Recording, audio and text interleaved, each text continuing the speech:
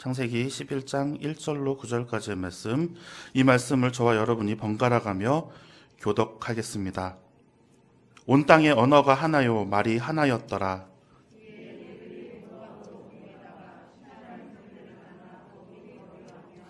서로 말하되 자 벽돌을 만들어 견고히 굽자 하고, 이에 벽돌로 돌을 대신하여 역청으로 진흙을 대신하고,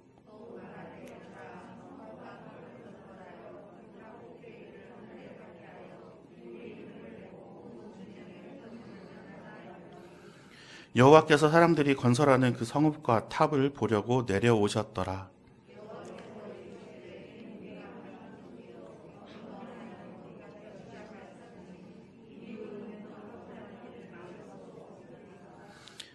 자, 우리가 내려가서 거기서 그들의 언어를 혼잡하게 하여 그들이 서로 알아듣지 못하게 하자 하시고,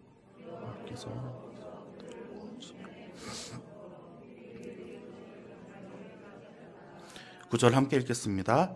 그러므로 그 이름을 바벨이라 하니 이는 여호와께서 거기서 온 땅의 언어를 혼잡하게 하셨음이니라. 여호와께서 거기서 그들을 온 지면에 흩으셨더라. 아멘. 어렸을 때 가보고 싶었던 곳들이 참 많았습니다. 어렸을 때 제가 자연농원을 한 번도 못 가봤는데요. 에버랜드로 이름 바뀌고 난 다음에 그때 이제 처음 가봤던 것 같습니다. 그리고 무역센터, 그리고 남산타워, 어린이대공원, 이런 공원들을 저희는 많이 가보지를 못했어요. 그 대신에 능은 많이 놀러 다녔어요. 왜 그랬는지 모르겠는데 그때는 어디서 이렇게 놀러 간다 그러면은 저기 동그릉인지 무슨 등인지 하여튼 왕릉만 그렇게 주구장창 가서 동물도 없고 놀이기구도 없고 잔디밭도 들어가면은 쫓겨나고 하는 곳에서만 놀다가 들어왔던 기억이 납니다.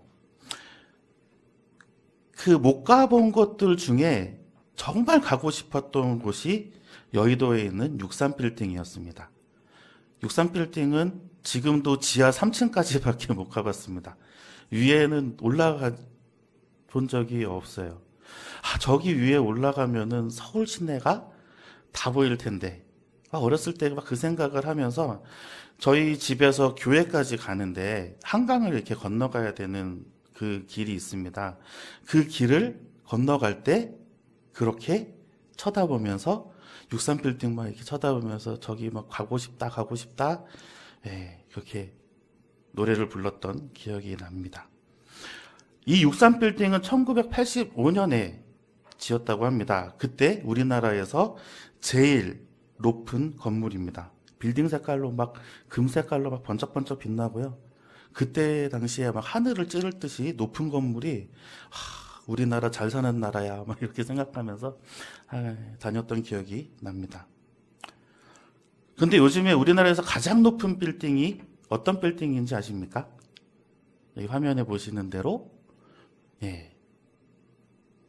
잠실에 있는 제2 롯데월드가 그것입니다. 화면을 좀 비춰주세요. 여기 제2 롯데월드가 바로 가장 높은 빌딩입니다.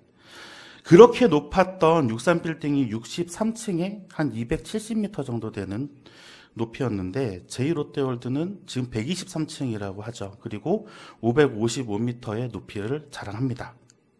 그리고 이게 세계에서 6번째로 가장 높은 빌딩이 되었습니다. 우리나라에서 가장 높았던 63빌딩은 이제 우리나라에서 11번째 빌딩이 되었습니다. 아까 보신 대로 여기 부르찰리파라고 하는 세계에서 가장 높은 건물입니다. 영화에도 자주 나오죠. 이 건물은 두바이의 거의 상징적인 건물이고 또 엄청나게 높고 그리고 또 시설을 엄청나게 좋은 시설을 자랑하고 있습니다. 그런데 우리나라에서 만들었다고 합니다. 삼성중공업이 수주를 받아서 완공까지 시켜놓은 그런 건물입니다.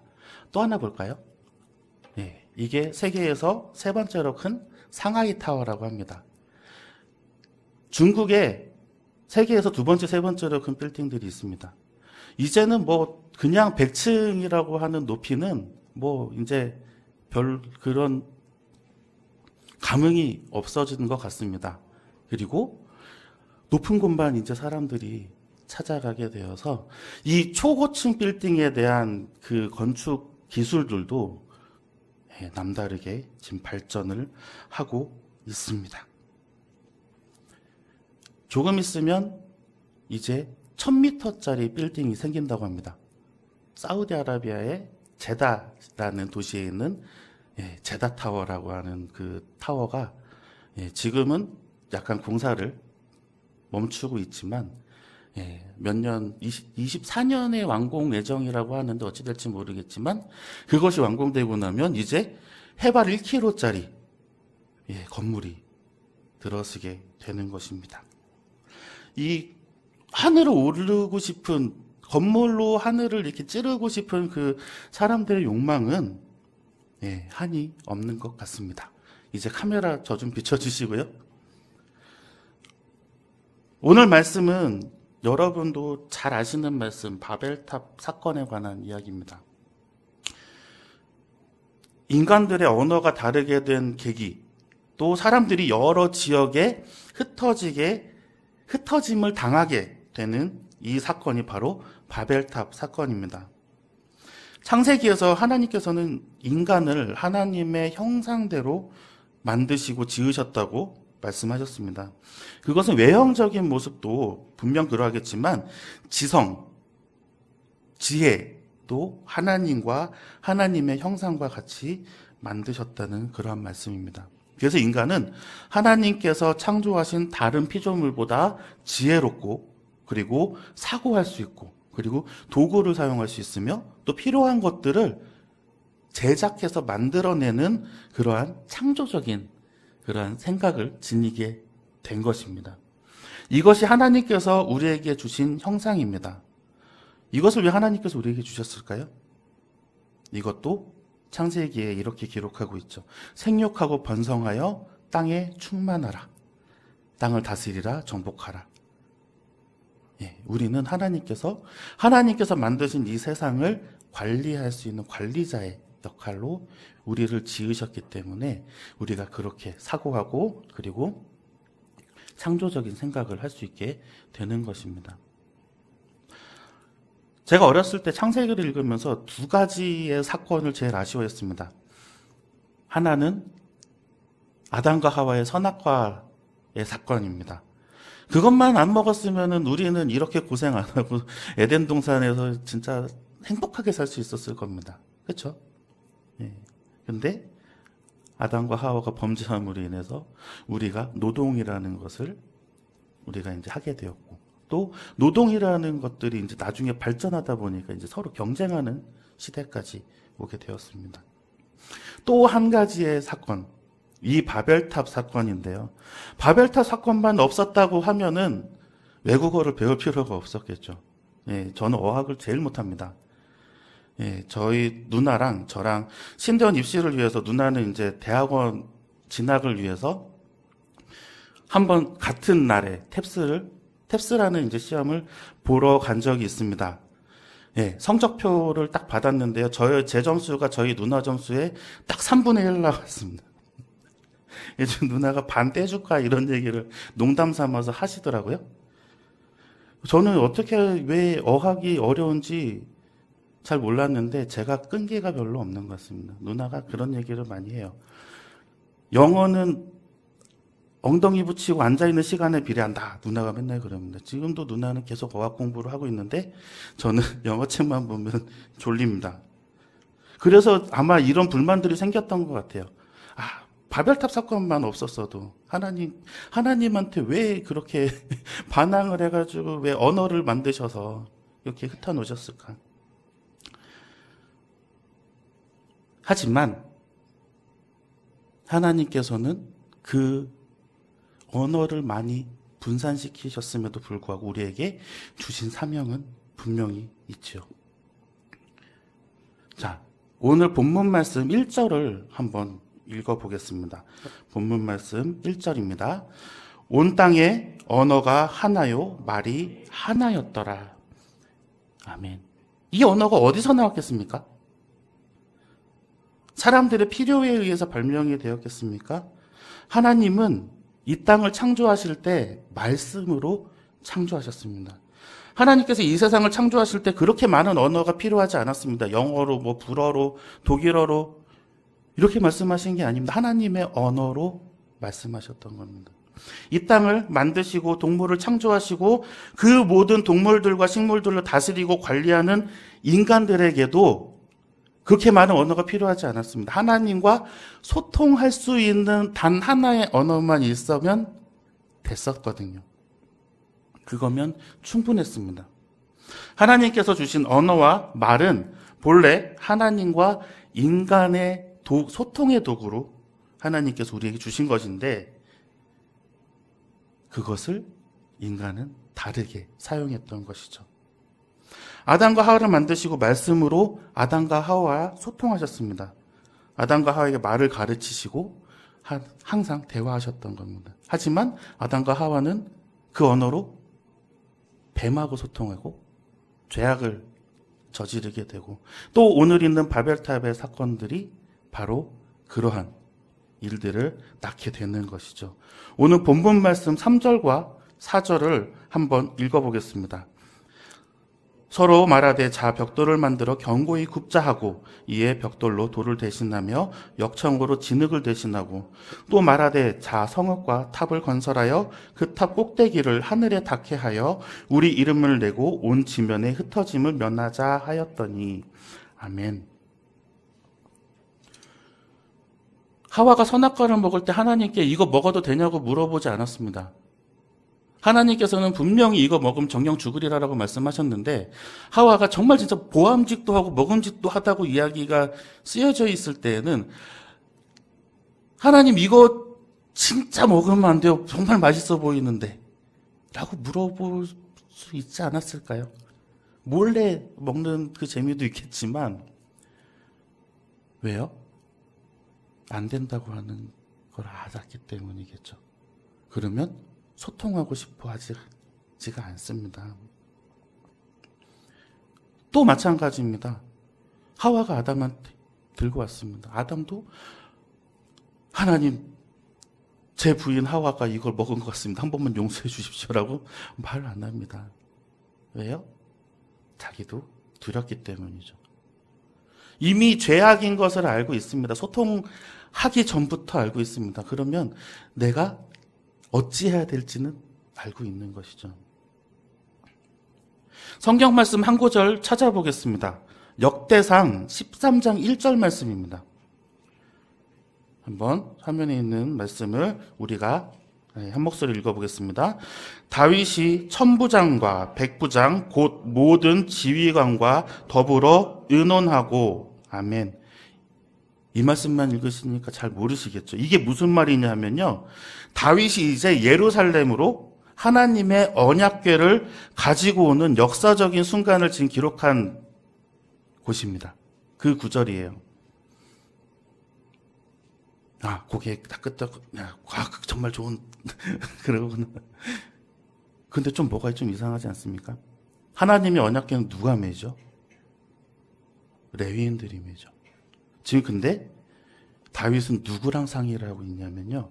천부장, 백부장, 그리고 지휘관들하고 상의하고 있습니다. 이걸 누가 들라고 하는 거죠? 하나님하고 소통을 하지 않습니다. 다윗은 지금 언약궤를 가지고 온다는 그 기쁨에 무엇을 해야 되는지를 잊어먹은 거예요. 그 뒤에는 어마어마한 일이 벌어집니다. 역대상 13장 5절에서 10절 말씀인데 우리가 한번 다 같이 교독 한번 해보겠습니다. 5절 말씀 제가 먼저 읽겠습니다. 다윗이 애굽의 시올 시내에서부터 하맛 어기까지 온 이스라엘을 불러 모으고 기랏 여아림에서부터 하나님의 궤를 메어오고자 할세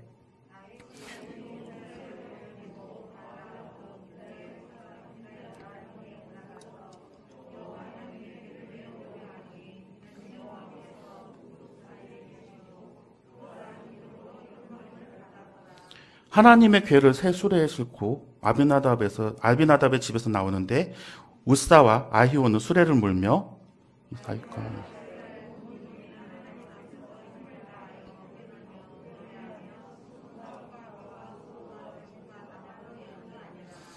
기돈의 타작마당에 이르러선 소들이 뛰므로 웃사가 손을 펴서 궤를 붙들었더니 웃사가 손을 펴서 궤를 붙들므로 말미암아 여호와께서 진노하사 치심에 그가 거기 하나님 앞에서 죽으니라. 아멘. 소가 왜 날뛰겠습니까?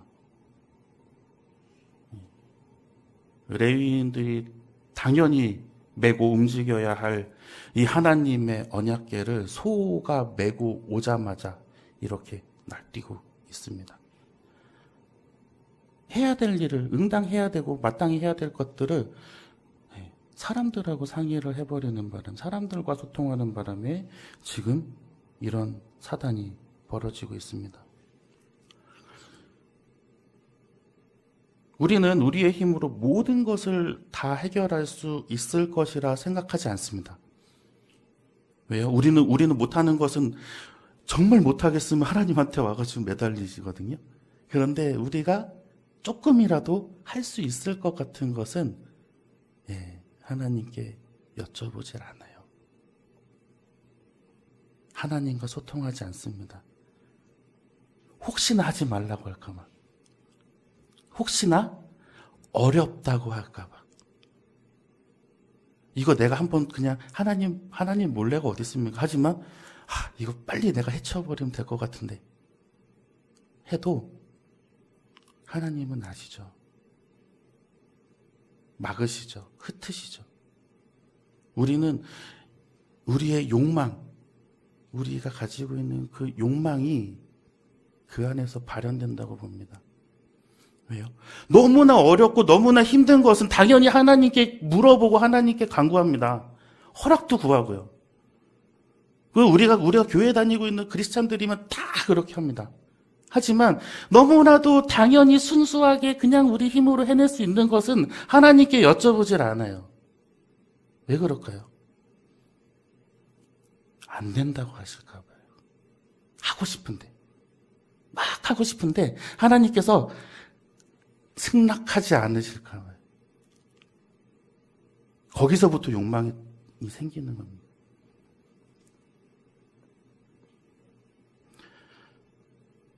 그런데 하나님은 우리에게 분명하게 말씀하시는 것이 있습니다.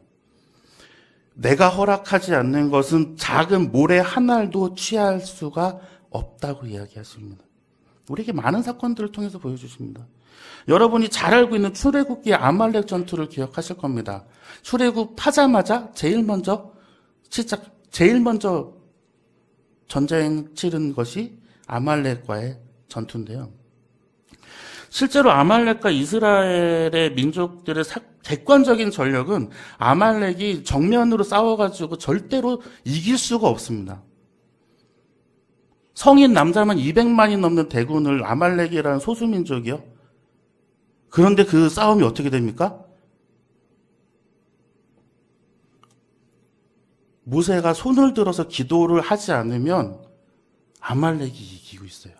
그것도 하나님께서 출애굽을 시키신 다음에 맨 처음 벌어진 전투입니다. 이거는 굉장히 이스라엘 민족들에게 보여주는 바가 큽니다. 너희들 아무리 그렇게 작은 민족이더라도 내가 허락치 않으면 너희들 전쟁에서 무조건 질 수 있다는 것을 보여주는 거예요.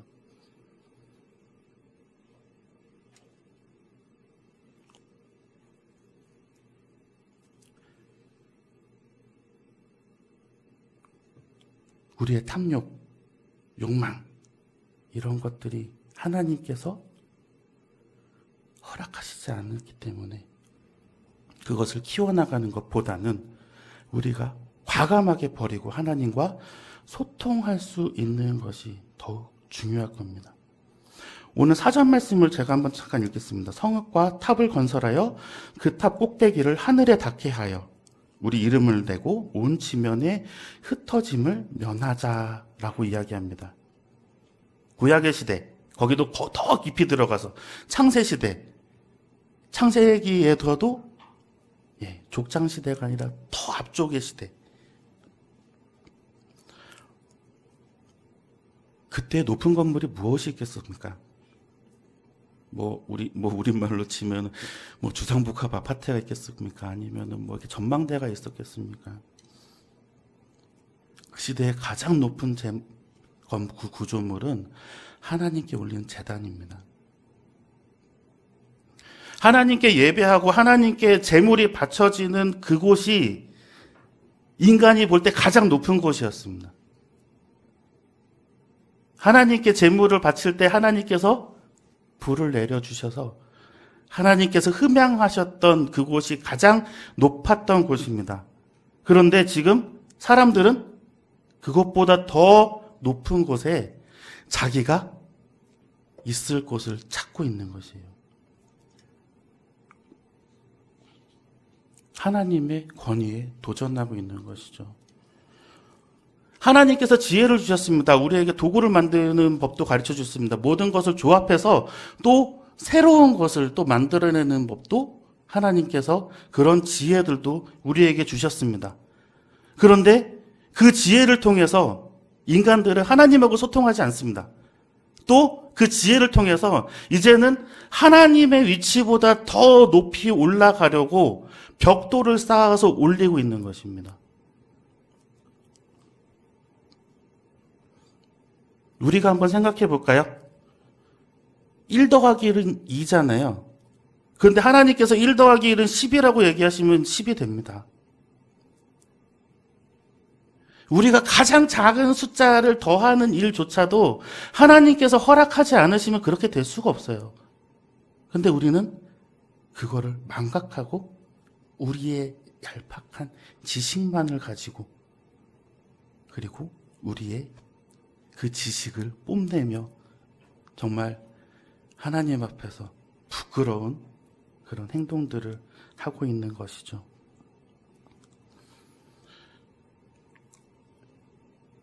하나님께서 사람을 만드신 걸 후회하시고 비를 내려서 홍수로 지면에 있는 사람들을 다 쓸어버리시고 그러고서 얼마 되지 않은 이 때에 또 인간들은 이렇게 삽니다. 우리도 마찬가지입니다. 우리도 마찬가지예요. 저도 마찬가지고요. 그렇게 살아요. 제가 아까 그랬죠. 허락하지 않으실까봐 제가 몰래 했던 일이 얼마나 많은데요. 그런데 하나님께서 허락하지 않으신 몰래 했더라고 하더라도 허락하지 않으신 거는 절대로 앞으로 안 나가더라고요. 나갈 수가 없습니다. 하나님 앞에서는. 아까 보여드렸던 이 건물들 막 500m, 800m, 600m 그 건물 보고 우리가 우아우아 하잖아요. 세계에서 가장 높은 건물 800 몇십 미터짜리 건물도요. 바로 옆에 설악산의 절반도 안 돼요.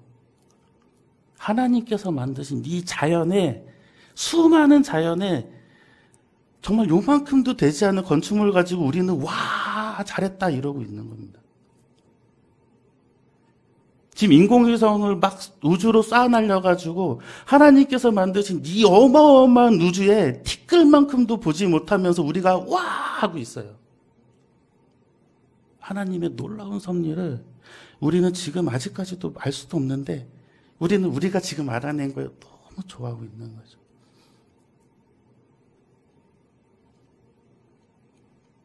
우리는 하나님께서 만들어주신 피조물입니다. 하나님께서 허락하신 그 테두리 안에서 우리가 살아가야 합니다. 그것이 정말 기쁜 일임을 우리가 깨달아야 되는 거죠.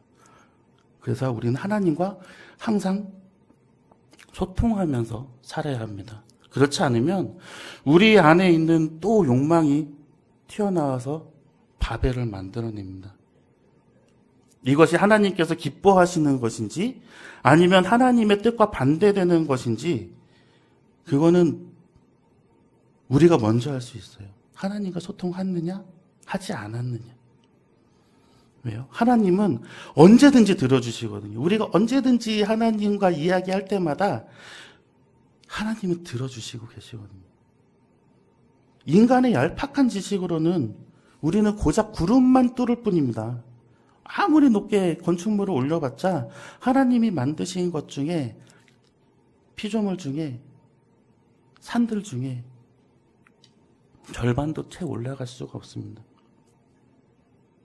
근데 하나님은 말씀 하나만으로 그것에 몇 배나 되는 산들을 만드시고 그것에 10배가 넘는 바다 깊이를 만들어 내시는 것입니다. 우리의 욕망을 버리고 우리의 생각과 하나님의 지혜가 더해질 때 우리는 인간들이 세우는 바벨탑이 아니라 그 위에 계시는 하나님의 나라에까지 다가갈 수 있을 것입니다.